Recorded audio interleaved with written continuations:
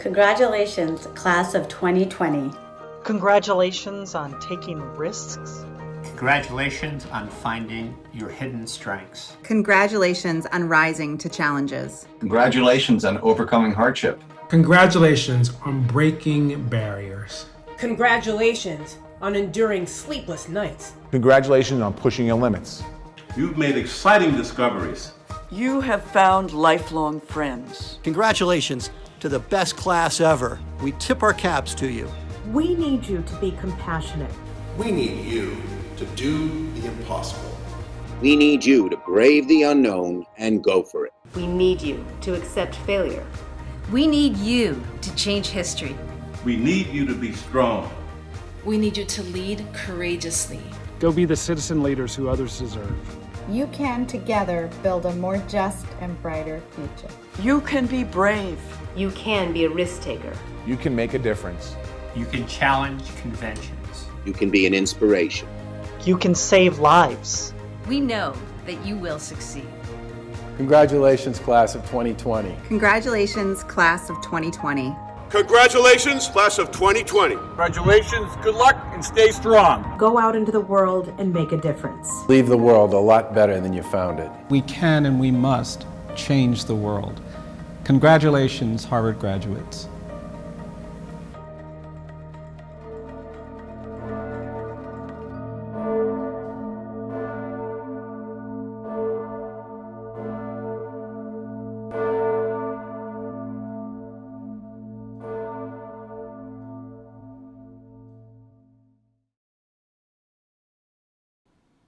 Congratulations, members of the Harvard class of 2020.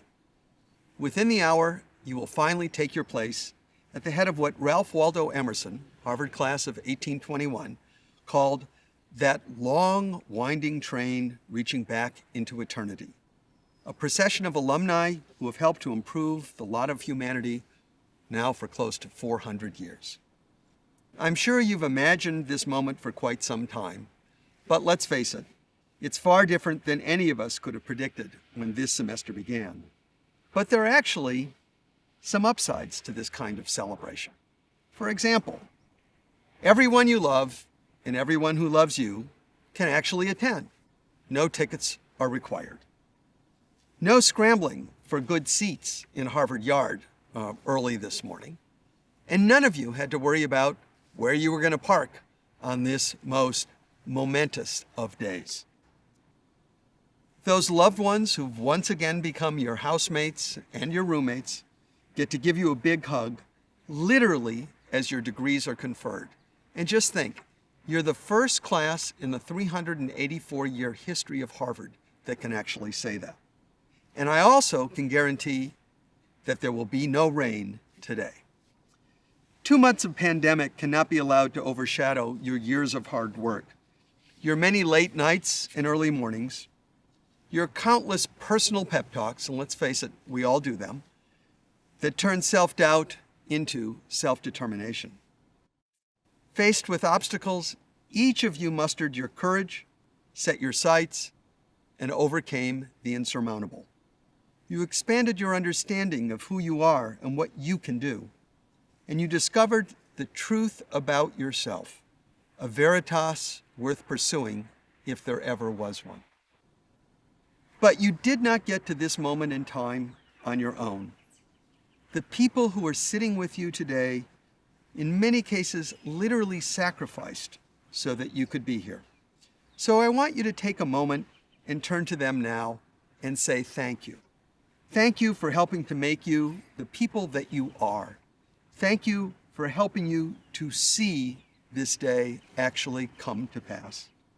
Go ahead, take your time. Give them a big hug and a kiss. They deserve it.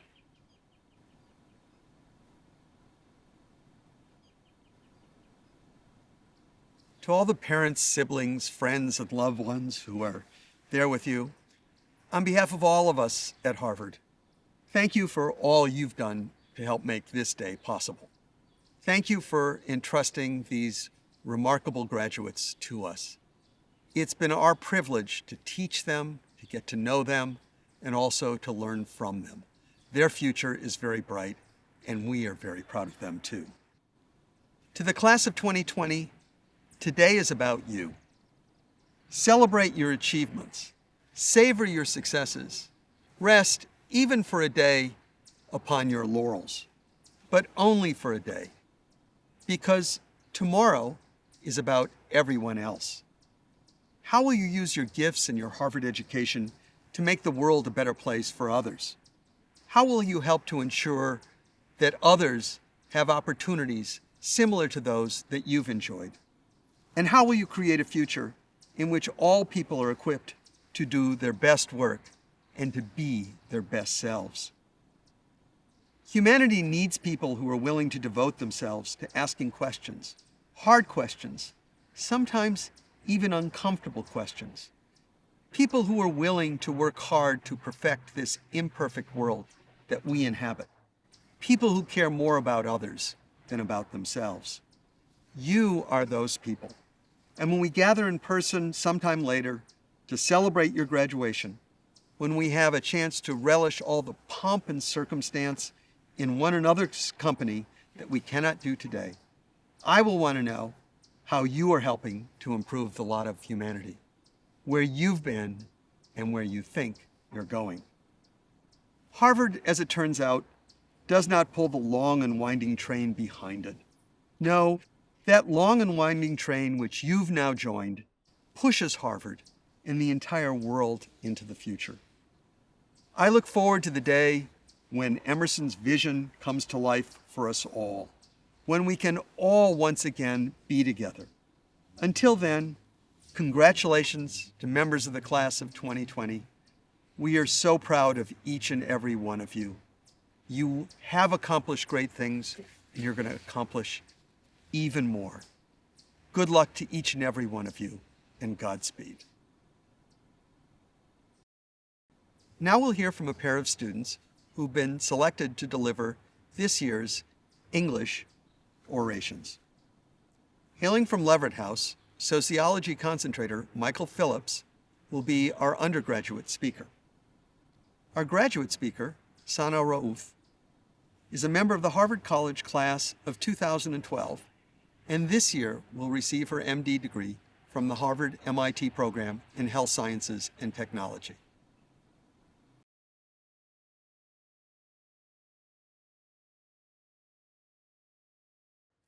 Freshman year, when I was launched into another universe, my only grounding point was the gravitational pull of a question.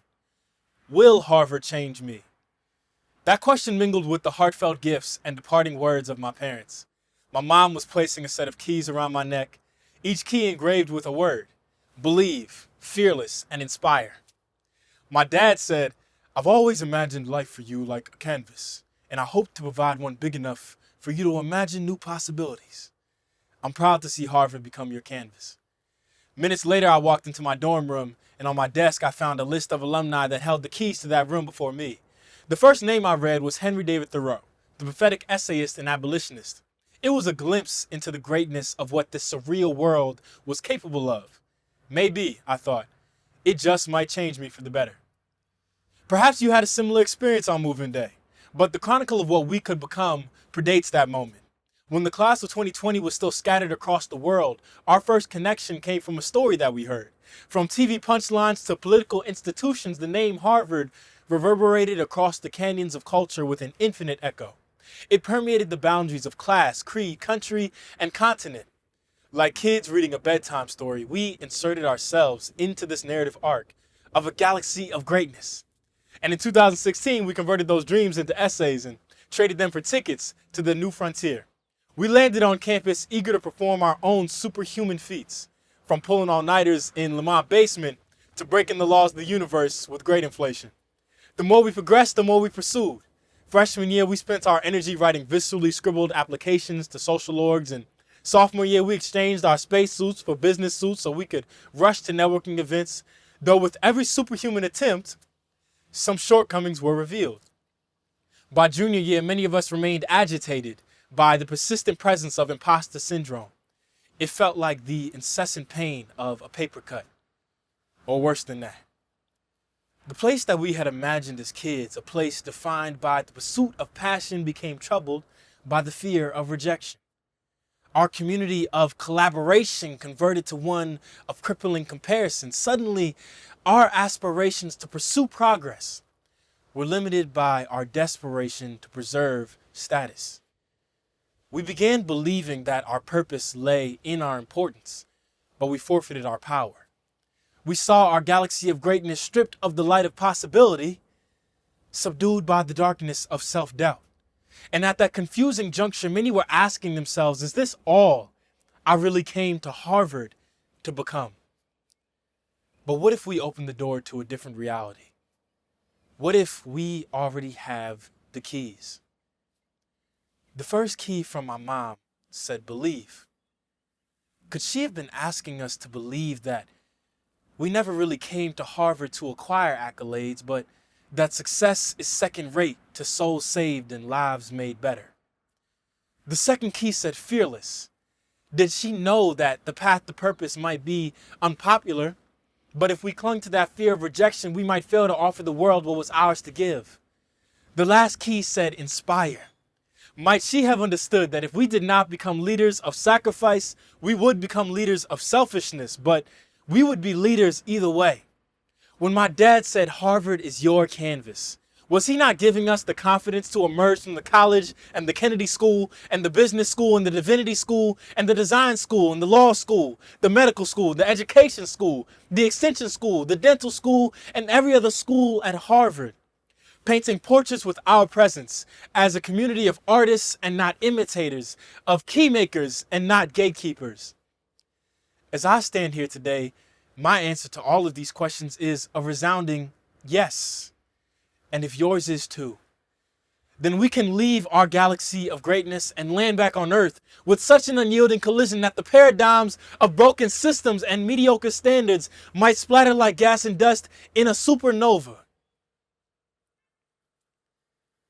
In the midst of this historic global pandemic, this message carries more weight than it ever has before. Use our powers for good. That by those deeds we might demonstrate that our gifts are not a solemn path to importance, but a promise for another person.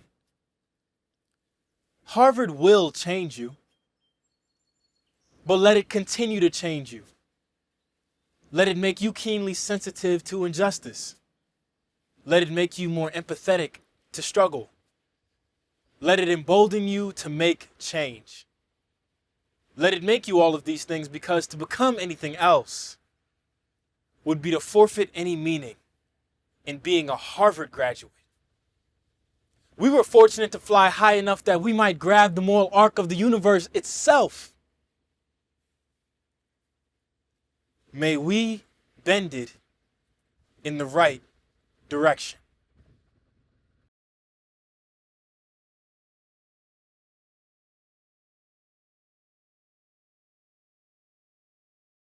When beloved Harvard professor E.O. Wilson was 7, he got a fishbone stuck in his eyeball.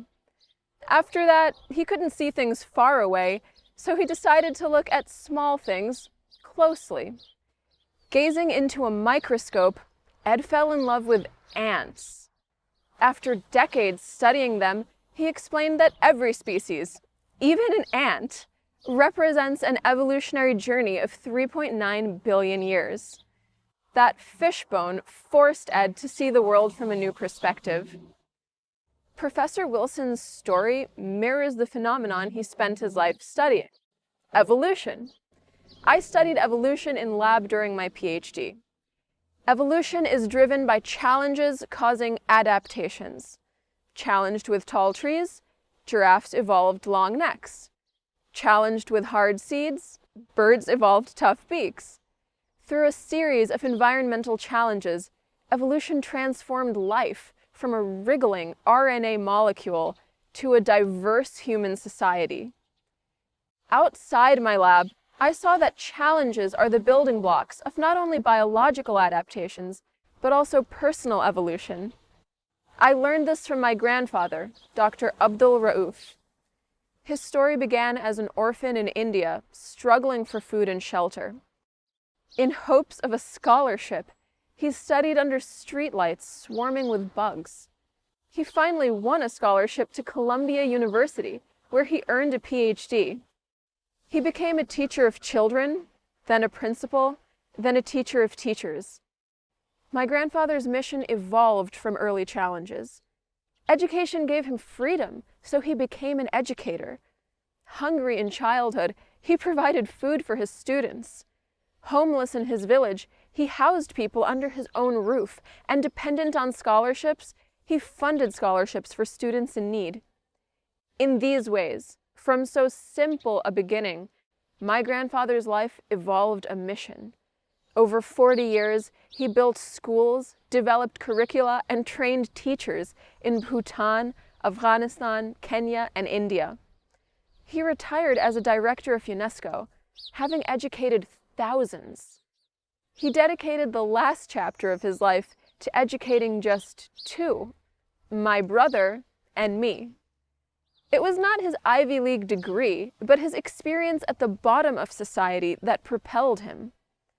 My grandfather and Professor Wilson teach us that our challenges help us develop our strengths. What Professor Wilson lost in sight, he gained in vision. My grandfather, powerless in youth, spent his life empowering others. Fellow graduates, 2020 has gotten off to a very rough start. Illness, isolation, and insecurities weigh on all of us. Coronavirus has also unmasked deep troubles in our societies. Facing patients who couldn't breathe, we medical students had to share ventilators and ration oxygen among them.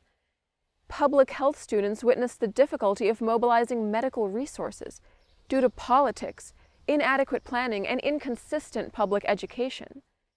Business students saw how brittle our economy is when confronting crisis, especially for the most vulnerable among us, the hourly workers, the homeless, the forgotten. In times like these, we can remember that the greater the adversity, the greater the need for evolution on all scales, from the individual to the nation, and historic times have inspired historic innovations. During the Great Plague, isolated in quarantine, Isaac Newton discovered gravity, optical physics, and calculus. After World War II, in a Harvard commencement speech, George Marshall announced the Marshall Plan, lifting millions out of poverty.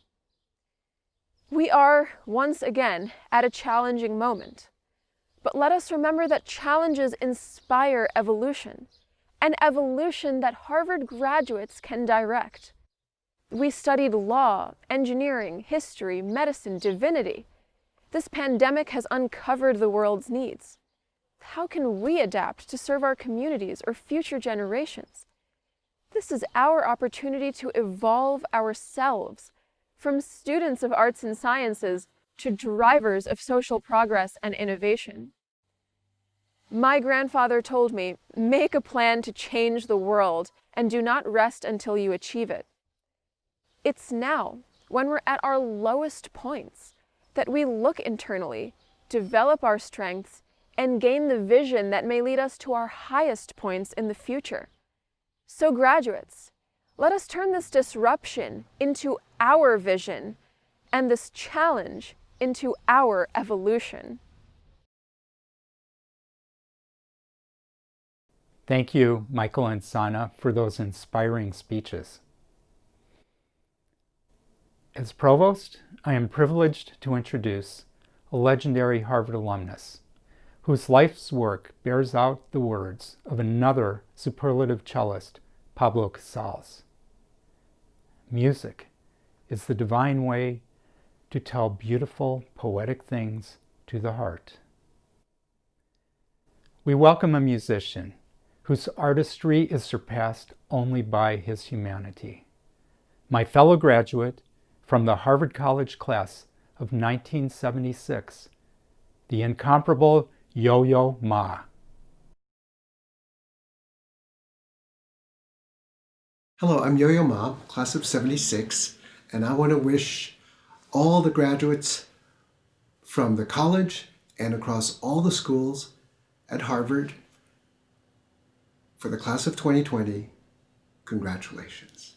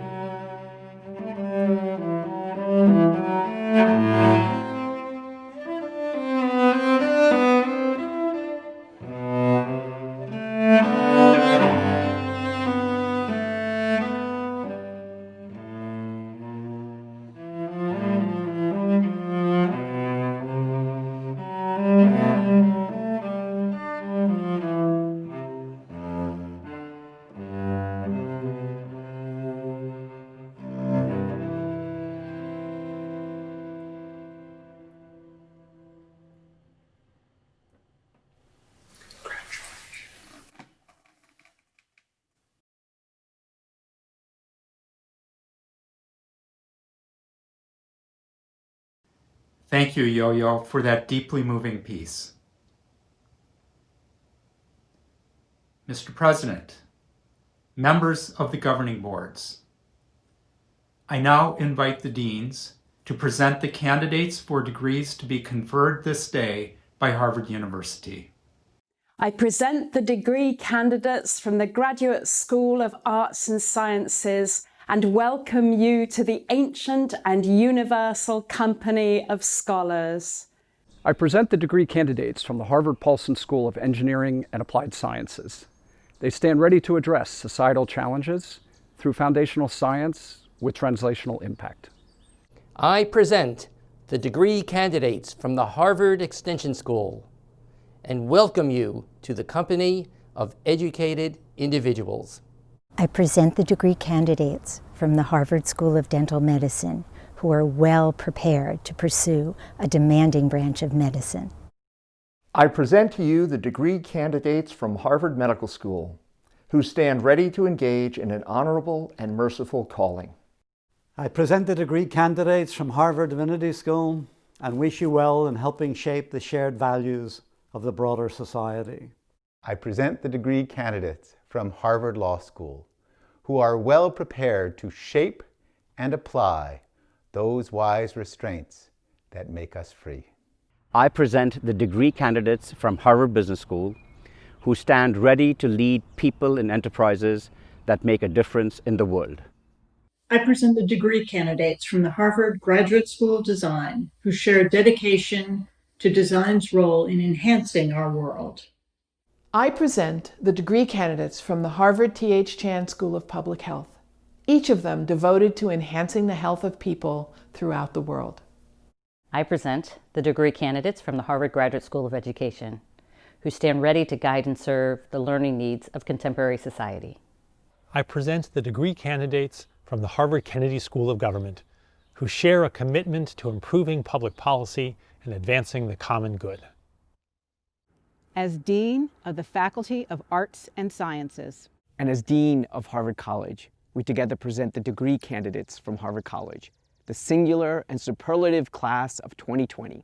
And we welcome you joyfully, albeit remotely, to the company of educated individuals. So now we're at the point in this ceremony that you've all been waiting for, the actual conferring of degrees.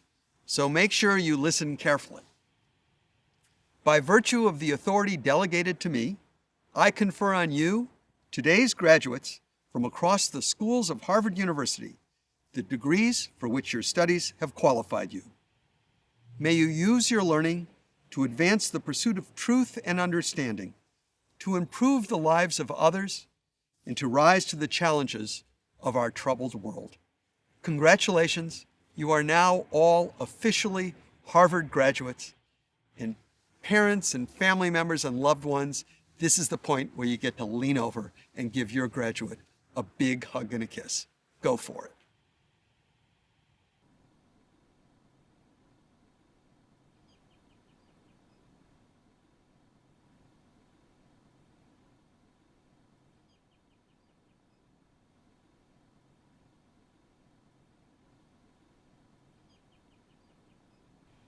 And now I'm pleased to present this year's president of the Harvard Alumni Association, Alice Hill, who comes to us from down under in her home in Australia, where Thursday has actually already turned into Friday. As president of the Harvard Alumni Association, I am delighted to add our words of welcome to our newest Harvard graduates. All of us, from across the schools and around the world, share pride in your accomplishments.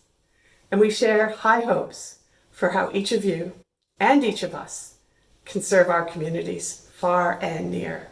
Congratulations.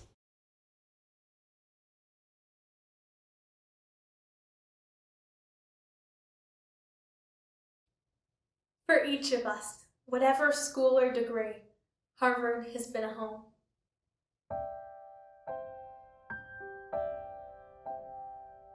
When I think of home, I think of a place where there's love overflowing.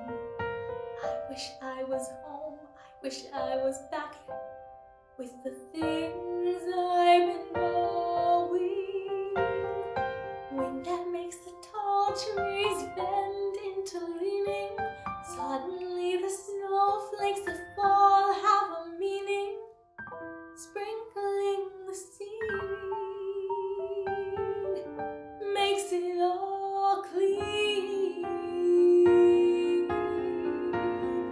Maybe there's a chance for me to go back now that I have some direction. It would sure be nice to be back home where there's love and affection. And just maybe I can convince time to slow up, giving me enough time in my life to grow up. Time, be my friend. Let me start again. Suddenly my world's gone and changed its face, but still I know where I'm going. I have had my mind spun around in space, and yet I've watched it growing. And if you're listening, God, please don't make it hard to know if we should believe the things that we see. Tell us, should we try and stay, or should we run away? Or is it better just to let things be? Living here in this brand new world might be a fantasy, but it's taught me to love.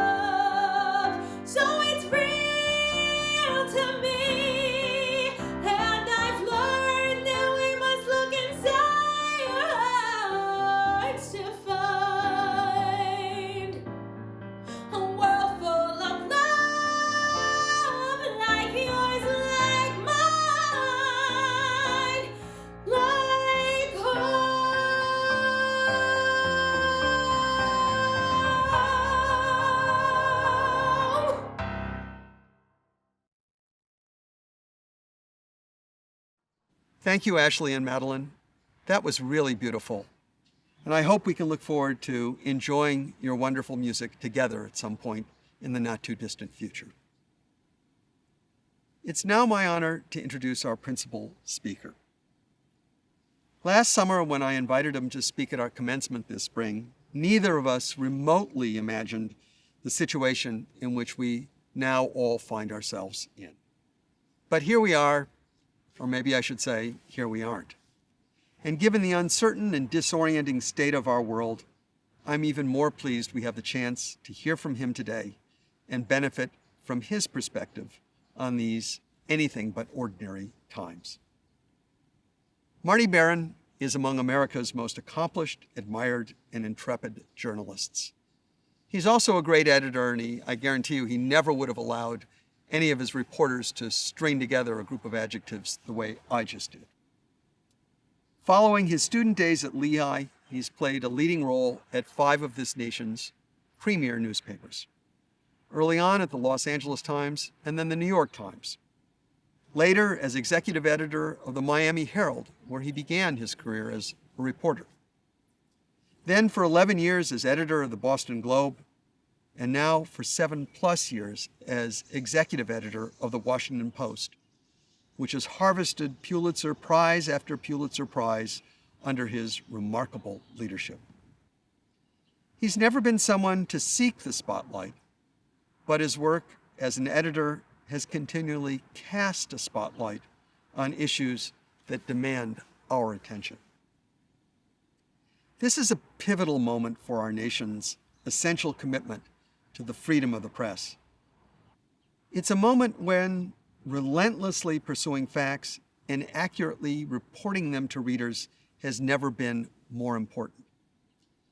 It's a moment when the work of journalists is as crucial as it's ever been to the health of our democracy and indeed the health of all of humankind. At such a time, we're fortunate to welcome someone whose own life's work resonates so strongly with the defining ideal of our university, the rigorous, tireless pursuit of truth, the pursuit of veritas. He personifies the purest form of journalism, one colleague said. It's like seeing Santa Claus, she added. You think, wow, someone like that really exists? In fact, he does. And I'm pleased today that he will be our commencement speaker. I'm delighted to introduce one of America's foremost journalists, Marty Baron. Good morning from my home. Like you, I wish we were together on campus. There is so much now we can no longer take for granted. The air we breathe is first among them. So those of us who are healthy have ample reason to be grateful. I'm also grateful to Harvard and to President Bacow for inviting me to be with you. To the Harvard class of 2020, congratulations, and congratulations to the parents, professors, mentors, and friends who helped you along the way. Joining you for graduation is a high honor. For me, this is an opportunity to speak about subjects that I believe are of real urgency, especially now during a worldwide health emergency. I would like to discuss with you the need for a commitment to facts and to truth. Only a few months ago, I would have settled for emphasizing that our democracy depends on facts and truth, and it surely does. But now, as we can plainly see, it is more elemental than that. Facts and truth are matters of life and death. Misinformation, disinformation, delusions, and deceit can kill. Here is what can move us forward: science and medicine, study and knowledge, expertise and reason. In other words, fact and truth. I want to tell you why free expression by all of us and an independent press, imperfect though we may be, is essential to getting at the truth, and why we must hold government to account, and hold other powerful interests to account as well. When I began thinking about these remarks, I expected, of course, to be on Harvard's campus. And I thought, not a bad place to talk about a free press. Not a bad place to talk about our often testy relationship with official power. It was in Boston, after all, where the first newspaper of the American colonies was founded. Its first edition was published September 25th, 1690. And the very next day, the governor and council of Massachusetts shut it down. So the press of this country has long known what it means to face a government that aims to silence it. Fortunately, there has been progress. With the First Amendment, James Madison championed the right of, quote, freely examining public characters and measures. But it took a very long time before we as a nation fully absorbed what Madison was talking about. We took many ominous turns. We had the Alien and Sedition Acts under John Adams, the Sedition and Espionage Acts under Woodrow Wilson, the McCarthy era. It was not always clear where we as a nation would end up. Finally, witnessing the authoritarianism of Nazi Germany and Imperial Japan, we began to secure a free press in this country. The Supreme Court would forcefully emphasize the press's role in guaranteeing a democracy. Justice Hugo Black said it well decades later. The press was protected so that it could bear the secrets of government and inform the people. Not only the secrets of government, I would add. Our duty to inform the public does not stop there, not by a long shot. That was evident during my years as a journalist in Boston. Amid today's crisis, it seems like another era, and I guess it is.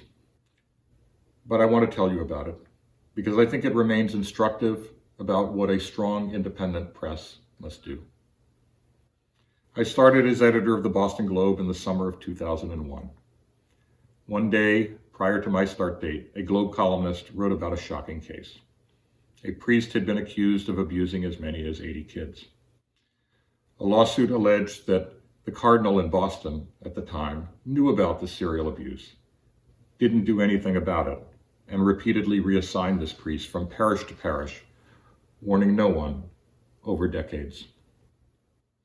The Archdiocese called the accusations baseless and reckless.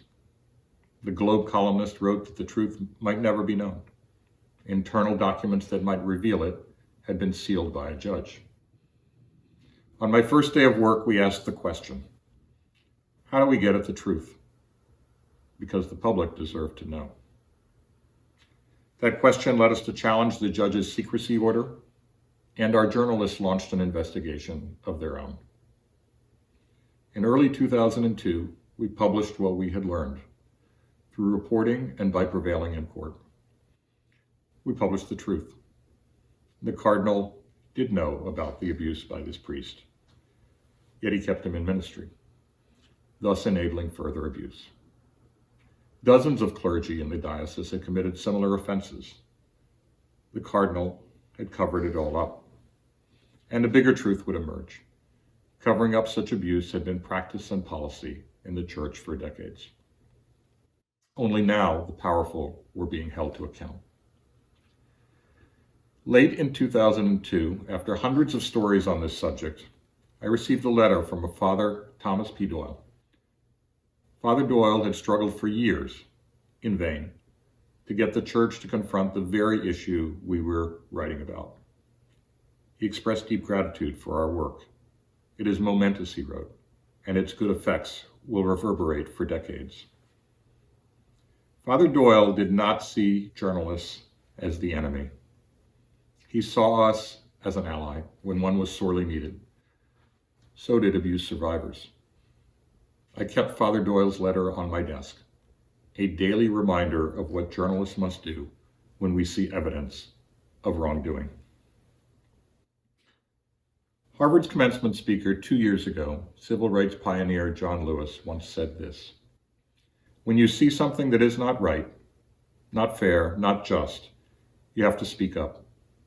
You have to say something. You have to do something." We as journalists have the capacity, along with the constitutional right, to say and do something. We also have the obligation, and we must have the will. So must you. Every one of you has a stake in this idea of free expression. You want to be free to express your views. You should be free to hear the views of others, the same or different. You want to be free to watch any movie, to read any book, to listen to any lyrics. You should be free to say what you know is true without threat of government reprisal. And you should acknowledge this if you value these freedoms that come with democracy. Democracy cannot exist without a free and independent press. It never has. Leaders who crave more power for themselves always move quickly to crush an independent press. Next, they destroy free expression itself. Sadly, much of the world is on that worrisome path, and efforts in this country to demonize, delegitimize, and dehumanize the press give license to other governments to do the same and to do far worse. By the end of last year, a near record 250 journalists worldwide were sitting in prison. 30 of them faced accusations of, quote, false news, a charge virtually unheard of only 7 years earlier. Turkey has been trading places with China as number one on the list of countries that jail the most journalists. The Turkish government has shut down more than 100 media outlets and charged many journalists as terrorists. Independent media have been largely extinguished. China, of course, imposes some of the world's tightest censorship on what its citizens can see and hear. In Hungary, the Prime Minister has waged war on independent media. Harvard Nieman Fellow Andras Petho, who runs an investigative reporting center there, notes that the Prime Minister's business allies are, quote, taking over hundreds of outlets and turning them into propaganda machines. Like other heads of state, Hungary's Prime Minister has exploited the pandemic to grab more power, suppress inconvenient facts, and escalate pressure on news outlets. A new law threatens up to 5-year jail terms against those accused of spreading supposedly false information. Independent news outlets have questioned how the crisis was managed, and the fear now is that such accountability journalism will lead to harassment and arrests, as it has in other countries. In the Philippines, the courageous Maria Ressa, who founded the country's largest online-only news site, has been battling government harassment for years on other fronts. She now faces prosecution on bogus charges of violating foreign ownership laws. By the end of last year, she had posted bail 8 times. Her real violation? She brought scrutiny to the president. In Myanmar, 2 Reuters journalists, Walon and Chaw So-u, were imprisoned for more than 500 days for investigating the killing of 10 Rohingya Muslim men and boys. Finally, a year ago, they were released. In 2018, an opinion writer for the Washington Post, Jamal Khashoggi, walked into Saudi Arabia's consulate in Istanbul to get documents he needed to marry. He was murdered there at the hands of a team sent by highest-level Saudi officials. His offense? He had sharply criticized the Saudi government. In Mexico, murderous vengeance against journalists is common. Last year, at least 5 were killed, more than in any other country. I think also of the risks that American journalists have taken to inform the public. Among them are colleagues I can never forget. One is Elizabeth Neufer. 17 years ago this month, I stood before her friends at the Boston Globe to report that she had died covering the war in Iraq. Elizabeth was 46, an experienced foreign correspondent, a mentor to others, vivacious and brave. Her Iraqi driver was traveling at high speed because of the risk of abductions. He lost control. Elizabeth died instantly. Her translator, too. Elizabeth had a record of fearlessness in investigating war crimes and human rights abuses. Her goal? Reveal the world as it is, because someone might then make things better. Another colleague was Anthony Shadid. In 2002, I visited Anthony, then a reporter for the Globe, after he was shot and wounded in Ramallah. Lying in a hospital in Jerusalem, it was clear that he had narrowly escaped being paralyzed. Anthony recovered and went on to report from Iraq, where he won 2 Pulitzer Prizes for the Washington Post. From Egypt, where he was harassed by police. From Libya, where he and 3 New York Times colleagues were detained by pro-government militias and physically abused. He died in 2012 at age 43 while reporting in Syria, apparently of an asthma attack. Anthony told the stories of ordinary people. Without him, their voices would have gone unheard. And now I think constantly of reporters, photographers, and videographers who risked their own well-being to be with heroic frontline health workers, frontline workers of every sort, to share their stories. Anthony, Elizabeth, and my present-day colleagues sought to be eyewitnesses, to see the facts for themselves, to discover the truth and tell it. As a profession, we maintain there is such a thing as fact. There is such a thing as truth. At Harvard, where the school's motto is Veritas, presumably you do too.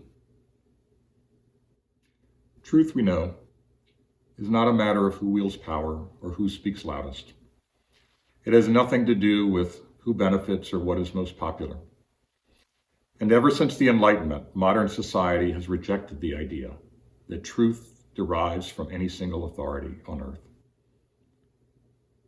To determine what is factual and true, we rely on certain building blocks. Start with education. Then there is expertise and experience. And above all, we rely on evidence.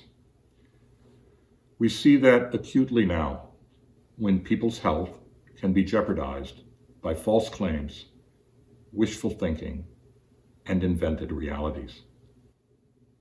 The public safety requires the honest truth. Yet education, expertise, experience, and evidence are being devalued, dismissed, and denied. The goal is clear: to undermine the very idea of objective fact, all in pursuit of political gain. Along with that is a systematic effort to disqualify traditional independent arbiters of fact. The press tops the list of targets, but others populate the list too. Courts, historians, even scientists and medical professionals, subject matter experts of every type. And so today, the government's leading scientists find their motives questioned, their qualifications mocked, despite a lifetime of dedication and achievement that has made us all safer. In any democracy, we want vigorous debate about our challenges and the correct policies.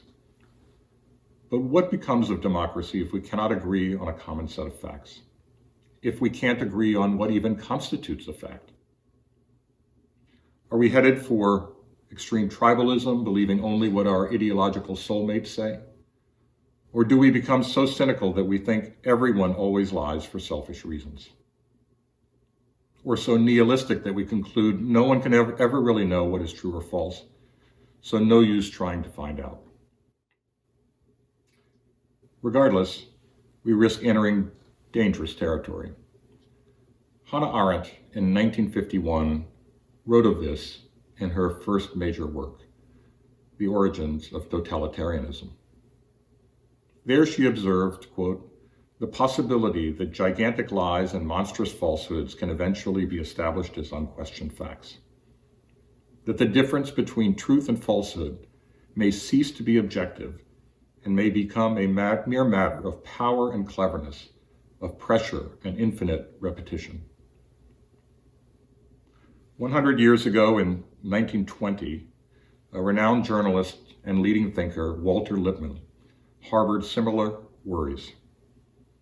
Lippmann, once a writer for the Harvard Crimson, warned of a society where people cease to respond to truths and respond simply to opinions, what somebody asserts, not what actually is. Lippmann wrote those words because of concerns about the press itself. He saw our defects and hoped we might fix them, thus improving how information got to the public. Ours is a profession that still has many flaws. We make mistakes of fact, and we make mistakes of judgment. We are at times overly impressed with what we know, when much remains for us to learn. In making mistakes, we are like people in every other profession, and we too must be held accountable.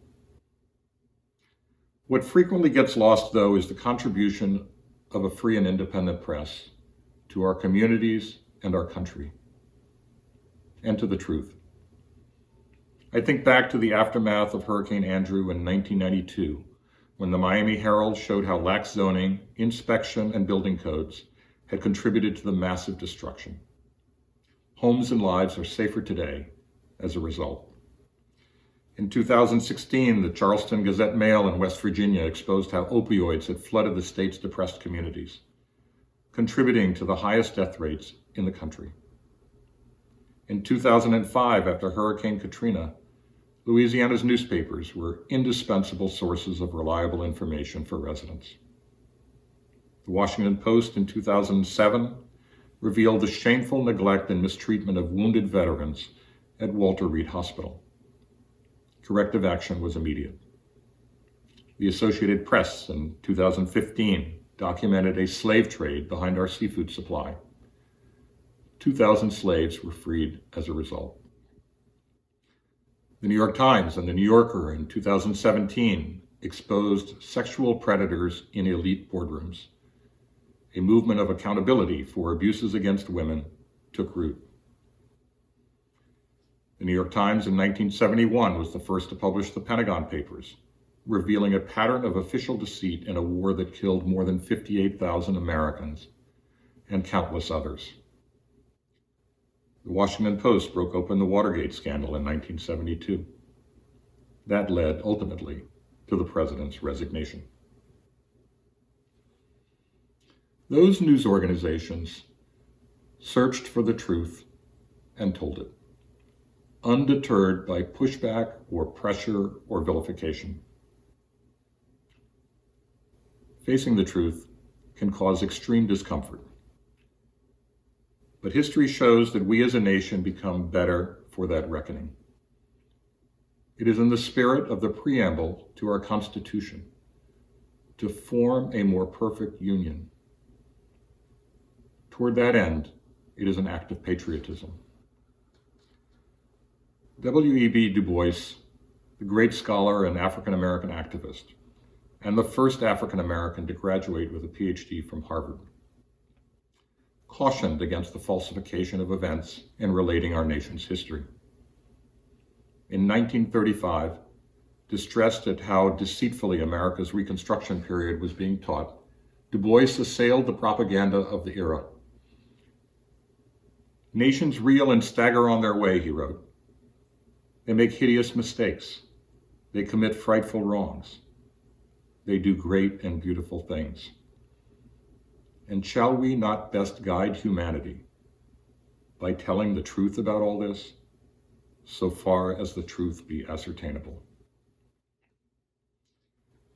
At this university, you answer that question with your motto, Veritas.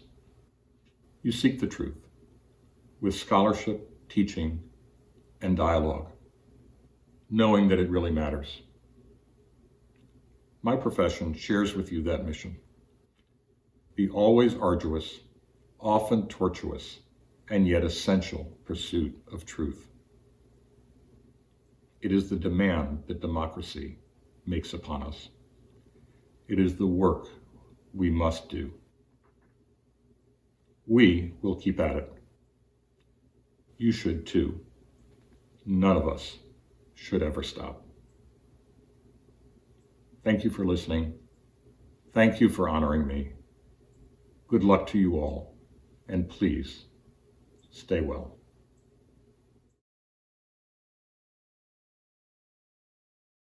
Thank you, Marty, for your own work to reveal the world as it is. We are grateful to you for everything that you've done for our country, for our world, for the example that you set for us and for others. We're honored to celebrate you today. Thank you for being part of this important ceremony. And now to offer a benediction, the Reverend Professor Stephanie Paulsell. Class of 2020, even in the midst of our joy in your accomplishments, we are all feeling a measure of grief. But as you graduate into a changed world, I pray that you will find the freedom that this moment in history surely holds, and that you seek within its possibilities freedom from the way things were, and the freedom to imagine new and better directions. Freedom from worn-out notions of exceptionalism, and freedom for life-giving collaborations across boundaries and borders. Freedom from calculations that leave so many vulnerable and unprotected, and the freedom to shape a society committed to a humane and dignified life for everyone. Freedom from ill-fitting expectations, and the freedom to let your lives be shaped by your deepest questions and your fiercest hopes. Freedom even from what you expected your Harvard degree to mean, and the freedom to make it mean more. God bless you, class of 2020. Thank you for all you have contributed to our common life, and for all you will yet teach us about the common good.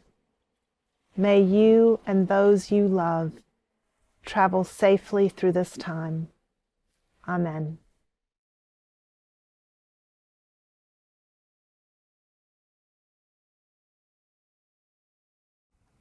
Fair Harvard, we join in thy jubilee throng, and with blessing surrender thee all. By these festival rites from the age that is past to the age that is waiting before,